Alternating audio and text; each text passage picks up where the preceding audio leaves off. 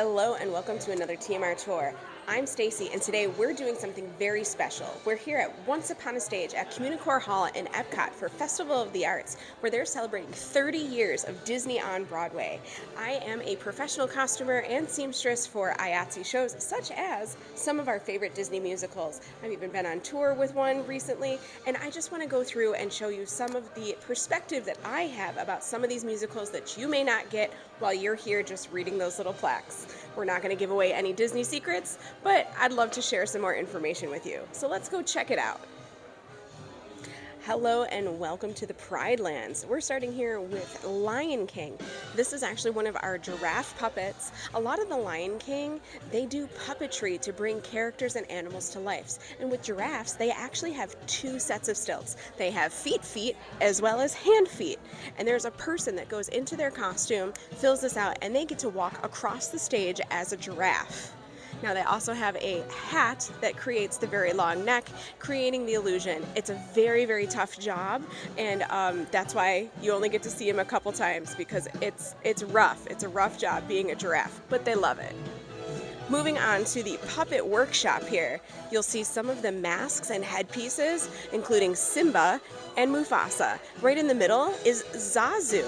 You'll notice that Zazu is white. That's because the performer that puppets Zazu wears a blue suit and blue bowler. So the puppet is an extension of the actor. So there's a couple little secrets in here. You'll see Binford Tools from Tool Time, which is also a Disney distributed production. There's a little Eden mug. You'll see all these little tools and things in here. They really do use all of these to maintain the puppets throughout the show, and it's a constant process maintaining costumes and puppets throughout the whole thing. You'll see even down here on the bottom there's binders. Now I think these are probably no, there's papers in them, but they are like the Bibles to how the show continues to run and get maintained.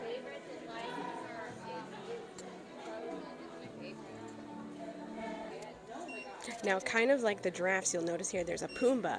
That means that is also a puppet that an actor wears. A full body suit, he has a whole costume, he goes inside the front of Pumbaa, and he puppets Pumbaa along with wearing the puppet at the same time. It's pretty neat. Now you may be wondering about the zebra. This is also another human-worn puppet. This is a knit bodysuit, and then they wear the zebra over it, and they use those little sticks to puppet the back legs while they move their front legs.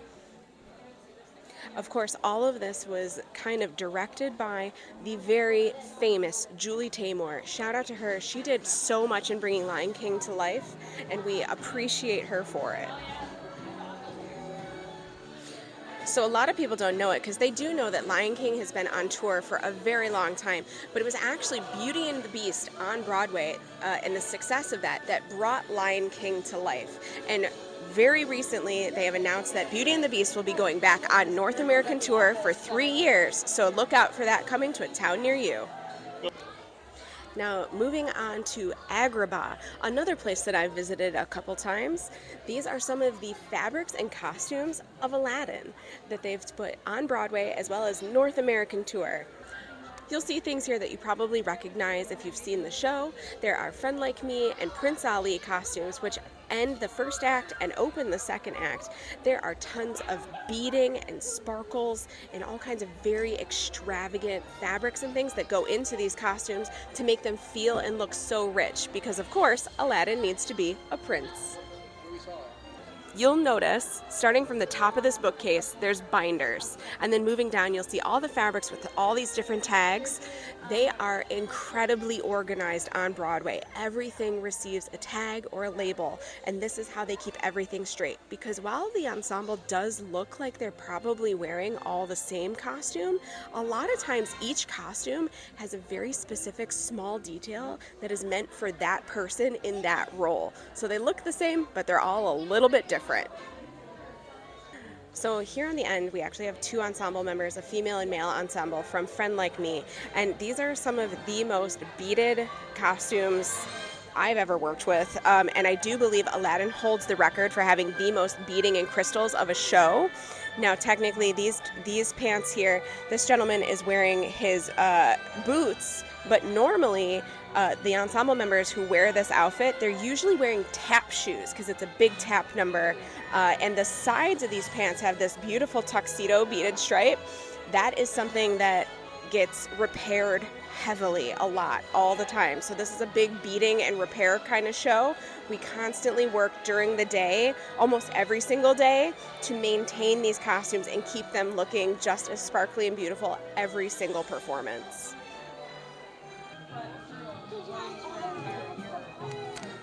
Here on the end, you'll see Jafar and Iago. So unlike Disney's The Lion King, Aladdin has actors that have replaced the animal characters to bring a more human element. So there's a whole rack of costumes here. You'll see the headpieces on top and the costumes on the bottom. That's actually how we typically store them from show to show. We will put headpieces on top of their gondola spots or their rack spot where their costumes hang, and then beneath it is where all their costumes would hang. Our typical rack like this is usually meant for 3 people. Sometimes it can be less, sometimes it can be more, but a typical rack is for 3 performers in the ensemble. A lot of these are ensemble costumes. Here on the end is the prince that Jasmine rejects at the beginning of the show. And then moving down, there's a whole bunch of ensemble costumes here for Friend Like Me, Prince Ali. There's a guard costume in there, that red with the snake epaulets on the shoulders. That's a guard costume. The white costumes towards the end, those are their wedding costumes. And they get to change a lot in this show. They're very, very extravagant. So it's a very exciting show. It's very fast-paced. You got to be in shape to do it. Something that's probably severely overlooked by everybody in this room is this bookcase right here in the middle.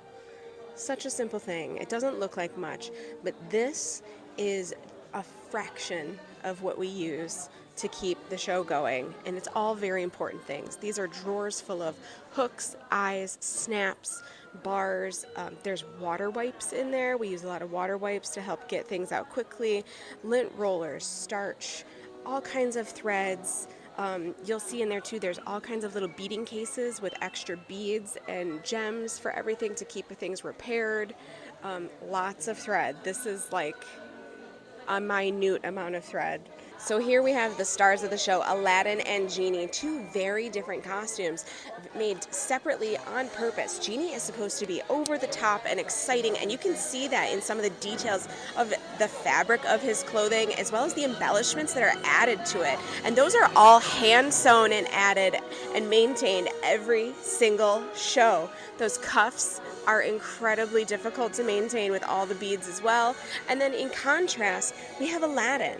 You know, he is the poor boy street rat, and we didn't want to make him look too exciting just yet. So there's a lot of work put into the distressing of the fraying of the fabric without making the garment fall apart. So 2 different things, both take an incredible amount of work to maintain. And a lot of times, too, there are liners in some of these costumes that can come out and be washed and replaced. So a lot of times people ask me, how do you wash these costumes? I hate to say it, a lot of times they don't get washed. Now, that doesn't mean that they don't get cleaned, because they do. A lot of times, like I said, it's a tearaway liner that we can wash and replace, or we get them dry cleaned, or we hand wash things. There's a lot of hand washing in Broadway, so brush up on your laundry skills if you ever want to be a costumer. So a lot of times, too, in Lion King, you'll see that the primary actors that are lioness or lions in the show, they wear these things on their torso. They're actually corsets. They are full corsets. They are lined and boned and then hand beaded. They're all individually made for each actor. So if an actor calls out from a show, that means we have to put in another actor that has their own corset as well. So a lot of times we have to carry these multiple sets of corsets on the road with us. And if somebody calls out, we put a new one in. And they can weigh a couple pounds, like they're heavy. They're heavy. You put them on a hanger and you need 2 hands to hold it. So no joke, it's some pretty serious hardware that they all wear during the show. Now, you'll also see here when you walk in, there are some dioramas, and these are dioramas of stages where these shows are going to be put on tour or launch on Broadway. These are dioramas that scenic designers use to help bring the show to life before they even get into the theater. They'll input little paper figures of each actor, as well as try to do some props, as well as scenic and set design, and even sometimes a little bit of lighting. They do this on purpose before the show even starts so that they don't spend all of their budget bringing something to life that they then need to change. So this is a great way to try it out on a much smaller scale.